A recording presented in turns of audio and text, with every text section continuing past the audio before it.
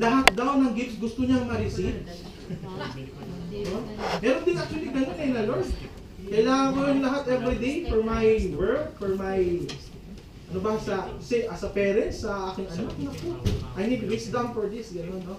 So actually, receiving the power of the Holy Spirit po. Later, after, very quick lang naman po yung, short lang naman po yung talk And we'll spend more time later on our pray-over session. I'm going to explain later ano yung sequence natin, no? So, okay naman po ata tayo lahat on this. So, think of it as parang outpouring ng Holy Spirit, no? Kasi nga, this is a gift from God. And we should receive it, di ba? No? So, bakit natin ginagawa to or bakit kailangan natin receive, di ba? Meron bang instance sa Biblia ka ng gift ng mahal mo that you were not going to accept it? Sorry, hindi ko kaya tanggapin yung gift na yan. Nangyari na po ba sa'yo? I mean, siguro kung single short price, siguro kung mayroong instance sa mangliligaw, bibigyan ka ng gift, hindi ko tatanggapin, no? Siguro in that case. But I think generally, when someone will give you a gift, you will going to receive it po, di ba? Especially pag ito. This is the power of the Holy Spirit. So, isa-isayin po natin, no? We'll go over. This talk will actually more on focus on sa mga readings po, no? And we'll be able to appreciate po yung nangyari in the past, no? Okay, so I'll start with this. Sabi ko nga is we'll appreciate kung ano yung nangyari before. So, the promise of the Holy Spirit. Remember, last week, sino po ba yung pumunta sa Pentecost Bazaar last week yung nakita ko? So, di ba, yun po yung yung time kung kailan dumating yung Espiritu Santo.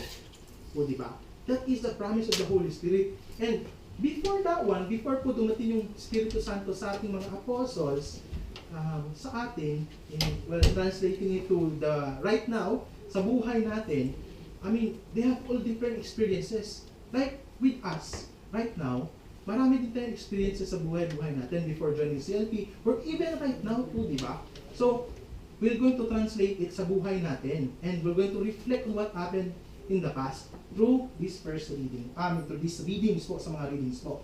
So, in Ezra, chapter 36, verse 24, I will take away from among the nations, gather you from all the foreign lands, and bring you back to your own land. Remember Babylon, nung nagkawatak-watak yung tao, di ba? Kasi people became too ambitious, and they made this Tower of Babylon.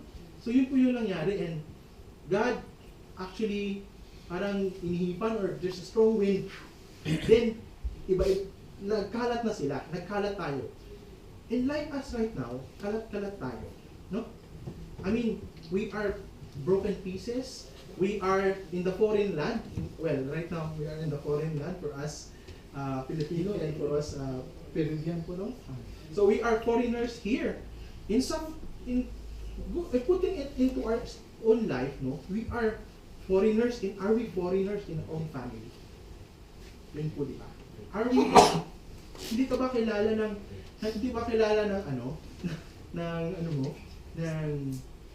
mga anak mo or ng parents mo, di ba? Ganun. So, we are foreigners po. So, in this reading po, through the promise Holy Spirit, through this promise, God will actually invite us, no, to be with Him again. No? I will take away from among the nations, gather you from all the foreign lands, and bring you back. No, bring you back po. Kukunin tayo ulit ng Panginoon, no? Amen? Amen. Okay. So, I will sprinkle clean water upon you to cleanse you from all your impurities, and from all your idols I will cleanse you. No? Sino dito ang walang kasalanan? Itaas ang paa. I think walang magtataas ng paa, no? Pero pag sabihin kong, sino dito ang makasalanan, itaas ang dalawang kamay. Kasali ako doon. Ito, di ba? What? Because of the promise Holy Spirit po, ang Espiritu Santo po, promise po ng Panginoon, na I will cleanse you. No? I mean, lahat po kami, lahat po tayo ngayon, we are here constantly asking the Lord for cleansing, no? Constantly. Sino ang this is done to the promise, to the gift of reconciliation. Ito po yun, no? Cleanse us. So if we avail the, confession last Wednesday, diba? Or, okay po yun, no? We are blessed to have this opportunity, to have this gift, to be able to say, and ask for forgiveness to our God, no? So yun po yun. Next is, I will give a new heart and place a new spirit within you, taking from your bodies your stony hearts and giving you natural hearts. I will put my spirit within you and make you live by my statutes, careful to observe my decree. So, sino dito ang merong pusong bato? Sino dito ang merong pusong mamon? Or a soft heart or a very hard heart, no? Papalitan ko yan ng Panginoon, no? Ng mas maganda, no? Remember David, no? Si David po ay makasalanan, di ba? But mahal siyang Panginoon. So, di ba? And like David, para tayo, mahal din tayong Panginoon. No? God loves us. What is, anong talk yun? Number 1. One. Oo nga eh. So, di ba, ng Panginoon, actually, all goes back to talk 1, no? So, yun po yun. Papalitan, bibigyan ng Panginoon. Next is, you shall live in the land I gave your fathers. You shall be my people and I shall be your God. No? So, it's a covenant, an agreement na ako ang Panginoon mo and you are my son, you are my daughters. No? So, yun po. So, sabi ko kanina in this, I will give you a new heart and place a new spirit within you. So, what will happen today, later, is yung about receiving the power of the Holy Spirit with ba. So, let's actually divide those 9 gifts into 2. Anong mangyayari, no? And let's, even after this slide, categorize natin yung mga gifts. So, split ito 2 muna.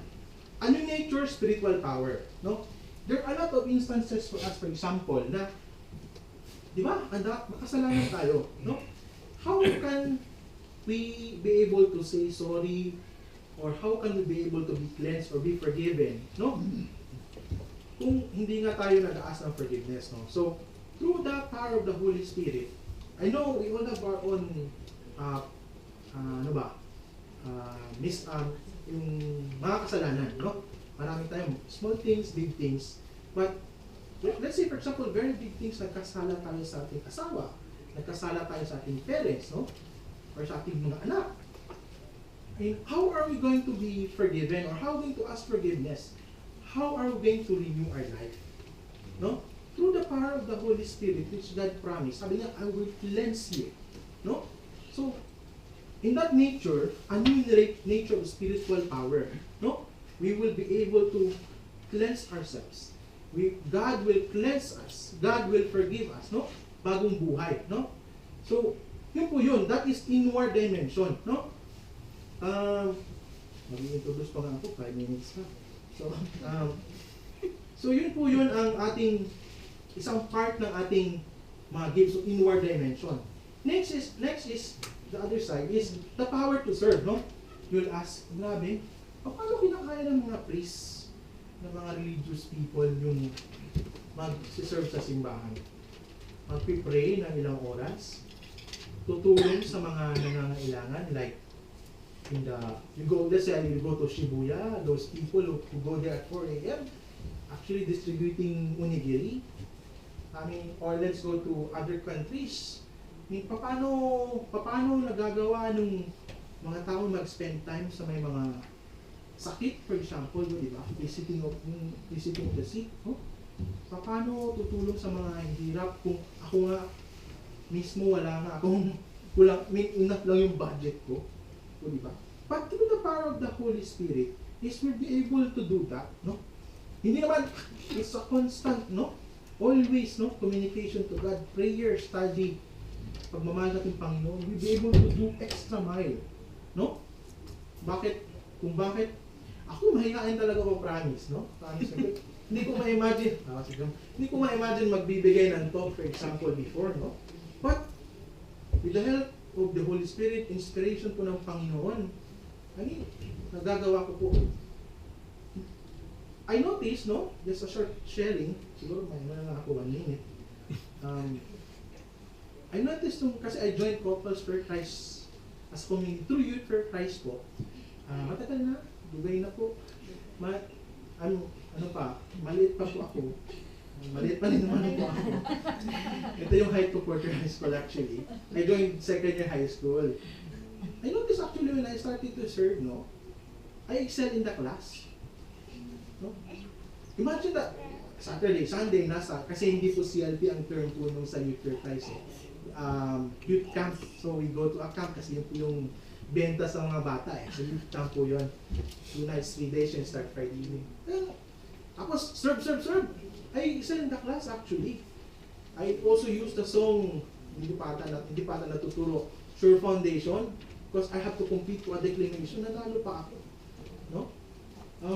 I started to excel in the class. No, same thing, excel in my my work, no? Sa work ko ngayon, no? Siguro dahil kakatayo dito, no? I've been being prepared for something by God, both in my family and in school and in my work right now. Ito yun eh, a power to serve. And use that one that gave to Christ, ito yung magagawa. So, a new nature, inward dimension,